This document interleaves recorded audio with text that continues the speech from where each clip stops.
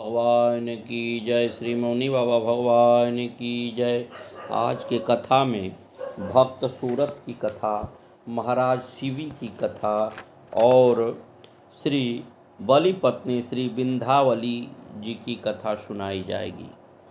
बात उन दिनों की है जब इस्लाम पुनर्गठन के आरंभिक दौर में था और अरब के कबीलों के सरदार इस्लाम को दबाने के लिए मुसलमानों पर अत्याचार करते थे। इस सिलसिले में छोटी बड़ी लड़ाइयाँ बराबर होती रहती थी।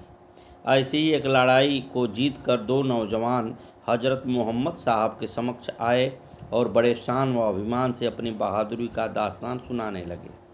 उनकी बातों में बड़कपन और चेहरे पर गुरूर का भाव देख हजरत मोहम्मद साहब ने उन्हें बड़े प्यार से अपने पास बिठाया और बोले, असली लड़ाई तो अभी शुरू होनी है, जो तुम्हें खुद से लड़नी है। अपने अभिमान और शान शौकत को भुलाकर अपने अंदर प्यार, दया और इंसानियत के जज्बे को कायम रख अल्लाह की राह में खुद को लगाना है। इंसान की सबसे बड़ी लड़ाई खुद से है। जो अपने इंद्रियों पर काबू पा लेता है वही असली विजेता है। हजरत की बातें सुनकर उन युवकों के मन में अभिमान का भाव जाता रहा और शांत हो गए।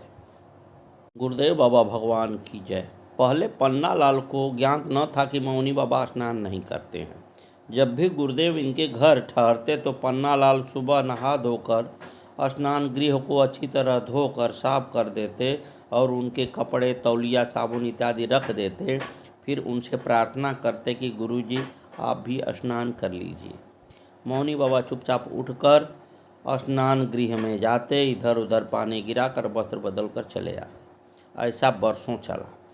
फिर एक बार उन्होंने इनकी बहन जी यानी रमा पंडित जी की माँ से कहा, अरे हम वहाँ जाए तो तुम्हार भैया हमसे नहाने की जिद करी। तब बहन ने फ़ोन करके उनको समझाया कि गुरुदेव कभी स्नान नहीं करते हैं, आप ऐसा जिद न करें। तब कहीं इन्होंने मौनी बाबा भगवान से स्नान करने के लिए निवेदन करना बंद किया। गुरुदेव महाराज की जय। सूरत चंपकपुरी के राजा हंसध्वज के पुत्र और सुधनवा के भाई थे। सुधनवा के मारने जाने पर परम भागवत वीर सुरीड़ सूरत रथ पर आरूढ़ हो बहुत बड़ी सेना साथ में ले हाथ में कठिन को दंड धारण कर समरांगण में आकर अर्जुन से बोले, महाबली पार्थ, अब मेरे साथ युद्ध करने के लिए प्रस्तुत हो जाओ। तत्पश्चात सूरत ने कृष्ण से कहा, देवकी नंदन, अब आप अर्जुन की सम्यक प्रकार से रक्षा कीजिए। हरे, आपने अपना पुण्य प्रदान करके जो मेरे भाई का वध कर दिया है, यह तो आपकी बाल चेष्टा ही है। आपने अपनी हानि पर कुछ भी ध्यान नहीं दिया। जैसे कोई शिशु मोतियों को देकर बदले में बेर ले लेता है, उस तरह आपने सुधनवा के बेर सदृश जीवन को लेकर उसके बदले में मुक्ता फल रूपी अपना पुण्य प्रदान कर दिया। अतः बताइए, यहाँ कौन किसके द्वारा ठगा गया। इस प्रकार श्री कृष्ण से प्रेममय व्यंग विनोद करके सूरत ने अर्जुन को ललकारा। सूरत के रणोत्साह को देखकर भगवान श्री कृष्ण ने अर्जुन को इस महावीर के सम्मुख ले जाना उचित नहीं समझा। अतः सेना को आगे करके श्री कृष्ण अर्जुन को रण क्षेत्र से 3 योजन दूर हटा ले गए।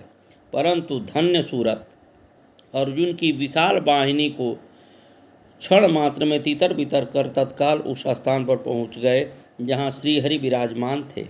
अर्जुन और सूरत के घोर युद्ध के बीच सूरत ने कहा, पार्थ, मैंने सुन रखा है कि इस लोक में तुम्हारी की हुई प्रतिज्ञा मिथ्या नहीं होती, अतः वीर अब तुम कोई सत्य प्रतिज्ञा करो। अर्जुन ने कहा, वीर, मैं तुम्हारे पिता के सामने ही तुम्हें धराशायी करूँगा, यह प्रतिज्ञा है। अब तुम अपनी यथोचित प्रतिज्ञा बतलाओ।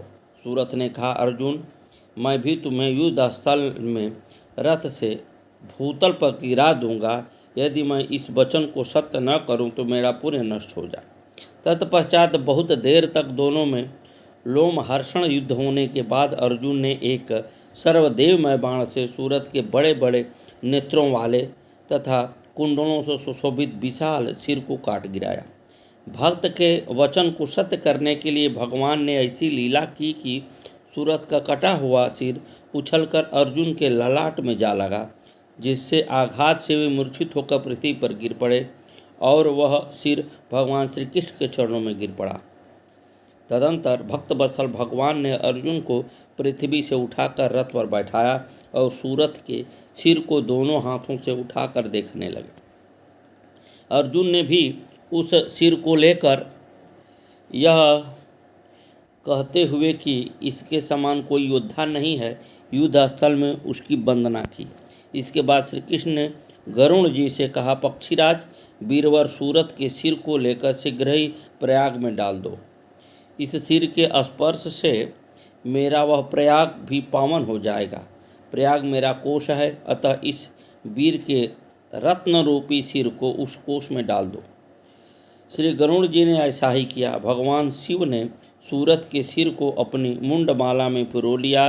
धन्य है सूरत और धन्य है उनकी वीरता एवं श्री कृष्ण की भक्ति धन्य है। अब महाराज शिवी क्या कथा सुने। मुझे राज्य नहीं चाहिए, स्वर्ग नहीं चाहिए और मोक्ष भी मैं नहीं चाहता। मैं तो नाना प्रकार के दुखों से पीड़ित प्राणियों की आर्ति पीड़ा को नाश करना चाहता हूँ। उसी नर के पुत्र शरणागत वत्सल महाराज शिवी यज्ञ कर रहे थे। शिव की दयालुता तथा भगवत भक्ति की ख्याति पृथ्वी से स्वर्ग तक फैली थी। देवराज इंद्र ने राजा की परीक्षा करने का निश्चय किया। इंद्र ने बाज पक्षी का रूप धारण किया और अग्निदेव कबूतर बने। बाज के भय से डरता कांपता घबराया कबूतर उड़ता आया और राजा शिवी की गोद में बैठकर उनके वस्त्रों में छिप गया। उसी समय वहाँ एक बड़ा भारी बाज भी आया। वह मनुष्य की भाषा में राजा से कहने लगा, राजन, आप धर्मात्माओं में श्रेष्ठ हैं, परंतु आज यह धर्म विरुद्ध आचरण क्यों कर रहे हैं? आपने कृतज्ञ को धन से, झूठ को सत्य से, निर्दय को क्षमा से तथा दुर्जनों को अपनी साधुता से ही सदा जीता है। आप तो अपनी बुराई करने वाले का भी उपकार ही करते हैं। जो आपका अहित सोचता है उसका भी आप भला ही करते हैं। पापियों पर भी आप दया करते हैं। जो आप में दोष ढूंढते रहते हैं उनके भी आप गुण ही देखते हैं। मैं भूख से व्याकुल हूँ और भाग्य से मुझे यह कबूतर आहार के रूप में मिला है। अब आप मुझसे मेरा आहार छीनकर अधर्म क्यों कर रहे हैं? कबूतर ने राजा से कहा, करतार से कहा, महाराज, मैं इस बाज के भय से प्राण रक्षा के लिए आपकी शरण में आया हूँ, आप मेरी रक्षा करें। राजा ने बाज से कहा, पक्षी, जो मनुष्य समर्थ रहते भी शरणागत की रक्षा नहीं करते या लोभ, द्वेष अथवा भय से उसे त्याग देते हैं, उनको ब्रह्म हत्या के समान पाप लगता है। सर्वत्र उसकी निंदा होती है। मैं मरूंगा, इस प्रकार सभी की मृत्यु, भय तथा दुख होता है। आपने से ही दूसरे के दुख का अनुमान करके उसकी रक्षा करनी चाहिए। जैसे तुम्हें अपना जीवन प्यारा है, जैसे तुम भूख से नहीं मरना चाहते, उसी प्रकार दूसरे की जीवन रक्षा भी तुम्हें करनी चाहिए। मैं शरण आए हुए भयभीत कबूतर को तुम्हें नहीं दे सकता। तुम्हारा काम और किसी प्रकार हो सके तो बताओ। बाज ने कहा, वह धर्म नहीं है जो दूसरे के धर्म में बाधा दे। भोजन से ही जीवन उत्पन्न हो चलता है, बढ़ते हैं तथा जीवित रहते हैं। बिना भोजन कोई जीवित नहीं रह सकता।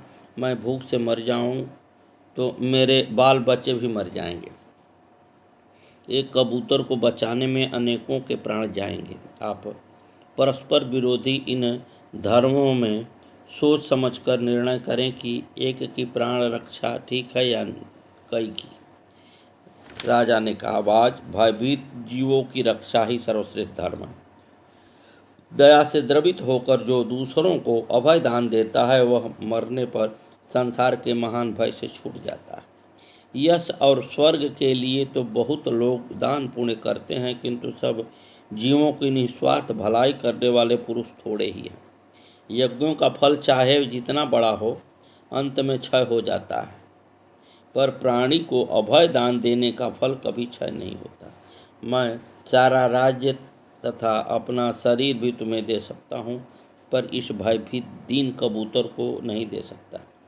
तुम तो केवल आहार के लिए ही उद्योग कर रहे हो, अतः कोई भी दूसरा आहार मांग लो, मैं तुम्हें दूंगा। बाज ने कहा, राजन, मैं मांसभक्षी प्राणी हूँ, मांस ही मेरा आहार है। कबूतर के बदले आप और किसी प्राणी को मारे या मरने दें, इससे कबूतर को मरने देने से मुझे तो कोई अंतर नहीं जान पड़ता। हाँ, आप चाहें तो अपने शरीर से इस कबूतर के बराबर मांस तौलकर मुझे दे सकते हैं, मुझे अधिक नहीं चाहिए। राजा को बड़ा हर्ष हुआ। उन्होंने कहा, बाज, तुमने मुझ पर बड़ी कृपा की। यदि यह शरीर प्राणियों के उपकार में न आए तो प्रतिदिन का इनका पालन पोषण व्यर्थ होता है। इस नासवान अनित्य शरीर से नित्य अविनाशी धर्म किया जाए, यही तो शरीर की सफलता है। एक तराजू मंगाया गया। एक पलड़े में कबूतर को रखकर दूसरे में राजा शिवी अपने हाथों अपने शरीर का मांस काट काट कर रखने लगे। कबूतर के प्राण बचे और बाज को भी भूख का कष्ट न हो, इसलिए वे राजा बिना पीड़ा या खेद प्रकट किए अपना मांस काट कर पलड़े में रखते जा रहे थे, किंतु कबूतर का वजन बढ़ता जा रहा था। अंत में राजा स्वयं तराजू पर चढ़ गए। उनके ऐसा करते ही आकाश में बाजे बजने लगे, ऊपर से फूलों की वर्षा होने लगी। ये मनुष्य भाषा बोलने वाले बाज और कबूतर कौन हैं? ये बाजे क्यों बजते हैं?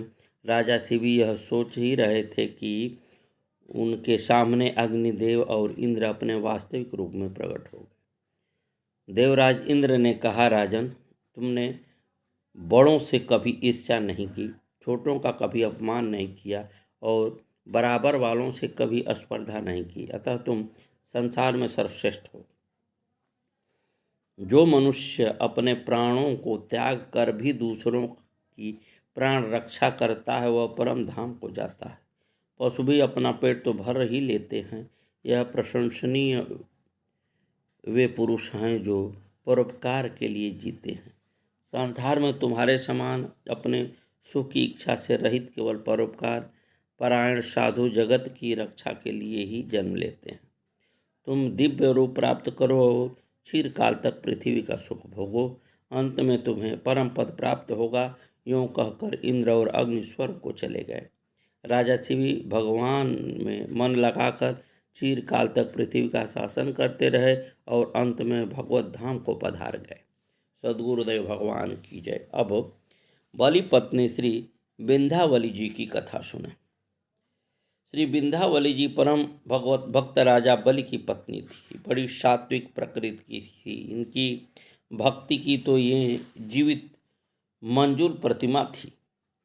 ये प्रभु की प्रत्येक क्रिया में उनकी मंगलमय लीला देखती थी।